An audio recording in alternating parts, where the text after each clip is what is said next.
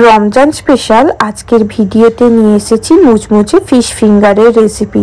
মাত্র 2 থেকে 3 পিস মাছ ব্যবহার করে ফিশ ফিঙ্গার তৈরি, সাথে ফিশ ফিঙ্গার সংরক্ষণ, সমস্ত পদ্ধতি থাকবে এই ভিডিওতে।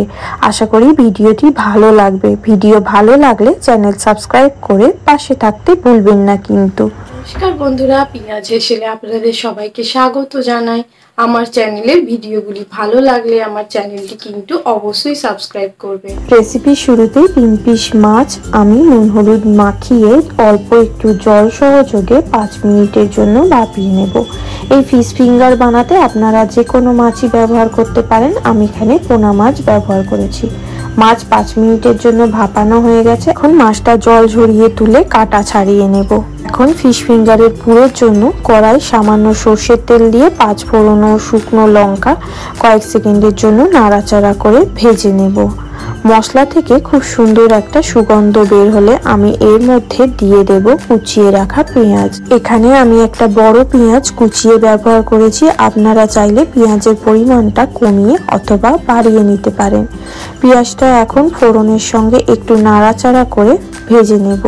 পেঁয়াজটার মধ্যে সুন্দর একটা রং চলে এলে এর মধ্যে দিয়ে দেব চামচ পরিমাণ আদা রসুন বাটা।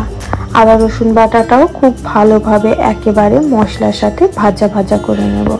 মশলা ভাজা হয়ে গেলে এই পর্যায়ে এর মধ্যে কিছু শুকনো মশলা দিয়ে দেব, যেমন হলুদের গুঁড়ো, লঙ্কা গুঁড়ো, সাথে দিয়ে দেব স্বাদ অনুযায়ী নুন। নুন দেওয়াটা ভিডিওতে স্কিপ হয়ে গেছে, আপনারা কিন্তু এই পর্যায়ে অবশ্যই নুনের ব্যবহার করবেন। এখন মশলাটা আমি পেঁয়াজের সঙ্গে খুব ভালোভাবে একেবারে মিশিয়ে নিচ্ছি। মশলাটা খুব ভালোভাবে মেশানো হয়ে গেলে এখন আমি এর মধ্যে দিয়ে দেব সেদ্ধ করে রাখা আলু। আলুটা আমি হাত দিয়ে ছেনে খুব ভালোভাবে একেবারে মিশিয়ে নিলাম মশলার সাথে। এখানে আমি একটা মিডিয়াম সাইজের আলু ব্যবহার করেছি।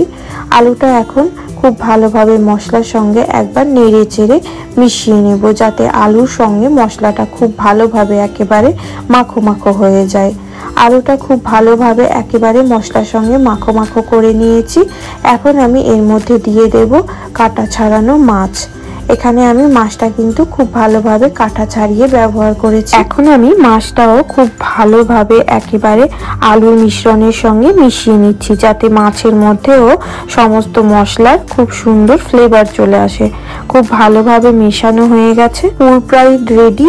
এই পর্যায়ে একবার নুনটা চেক করে নেবেন। আমাকে নুন কম লাগছিল, তাই আমি আরও একটু নুন এখানে অ্যাড করে দিলাম। সেই সাথে দিয়ে দিচ্ছি ভাজা জিরের গুঁড়ো 1 চামচ পরিমাণ, আর দিচ্ছি গোলমরিচ গুঁড়ো 1/2 চামচ পরিমাণ, সাথে দিয়ে দিচ্ছি 1/2 চামচ পরিমাণ গরম মশলা। এখন এই সমস্ত গুঁড়ো মশলাও মিশ্রণের সঙ্গে খুব ভালোভাবে একেবারে নেড়ে চেড়ে মিশিয়ে নিচ্ছি। সবশেষে আমি উপর থেকে দিয়ে দিচ্ছি কাঁচা লঙ্কা ও ধনেপাতা কুচি। এখন এই কাঁচা লঙ্কা ধনেপাতা কুচিটাও খুব ভালোভাবে একেবারে মিশ্রণের সঙ্গে মিশিয়ে নেব। পুর প্রায় রেডি। এখন আমি গ্যাসের ফ্লেম অফ করে মশলাটা একপাশে ঠান্ডা হবার জন্য রেখে দেব। বাড়িতে অল্প মাছের ব্যবহারে ফিশ ফিঙ্গারের এই রেসিপিটা কিন্তু একবার ট্রাই করে দেখতে পারেন। মশলাটা পুরোপুরি ঠান্ডা হয়ে গেছে, আমি একটা পাত্রের মধ্যে ঢেলে নিয়েছি। এখন আমি এর মধ্যে দিয়ে দেব 1 চামচ পরিমাণ ভাজা মশলা। এই ভাজা মশলার রেসিপি আমি আপনাদের সঙ্গে ডেসক্রিপশন বক্সে অবশ্যই শেয়ার করব। সাথে দিলাম অল্প একটু বিট নুন, আর দিয়ে দেব বাইন্ডিং এর জন্য একটা ডিম। এখানে আপনারা চাইলে ডিমের পরিবর্তে কর্নফ্লাওয়ারও ব্যবহার করতে পারেন। এখন আমি সমস্ত উপকরণ একসঙ্গে একবার ভালোভাবে মেখে নিচ্ছি। সব কিছু একসঙ্গে খুব ভালোভাবে আমি মেখে নিয়েছি। এখন আমি এটার থেকে ফিশ ফিঙ্গার তৈরি করে নেব। হাতের তালুতে অল্প একটু মিশ্রণ নিয়ে হাতের মধ্যে লম্বা লম্বা করে আমি রোলের আকারে বা ফিঙ্গারের আকারে বানিয়ে নিচ্ছি। দেখুন কত সুন্দরভাবে বানিয়ে নিয়েছি। এই একইভাবে বাকি মিশ্রণটা থেকেও আমি ফিঙ্গারগুলো তৈরি করে নেব।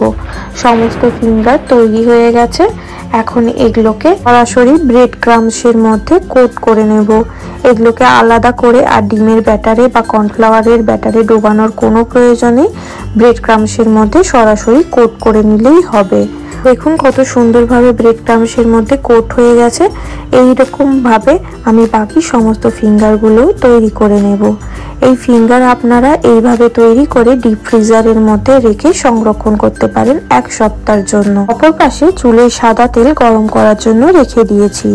তেল মাঝারি আঁচে গরম হলে আমি প্রয়োজন মতো ফিঙ্গার এখন ভেজে নেব। আপনারা এই ফিঙ্গার কিন্তু সংরক্ষণ করে ভেজে খেলেও কোনো রকম স্বাদের কোনো পরিবর্তন পাবে না, এতটাই সুস্বাদু হয় খেতে এই ফিশ ফিঙ্গার। এখন 3 থেকে 4 মিনিট ভেজে নিয়ে ফিঙ্গারগুলো আমি তুলে নিচ্ছি। রমজানে একবার হলেও ফিশ ফিঙ্গারের এই রেসিপিটি অবশ্যই ট্রাই করে দেখবেন, আশা করি ভালো লাগবে। সেই সাথে বলি, রেসিপি ভালো লাগলে চ্যানেল সাবস্ক্রাইব করে পাশে থাকবেন, সাথে লাইক কমেন্ট শেয়ার করে জানাতে ভুলবেন না কিন্তু। দেখা হচ্ছে নেক্সট ভিডিওতে।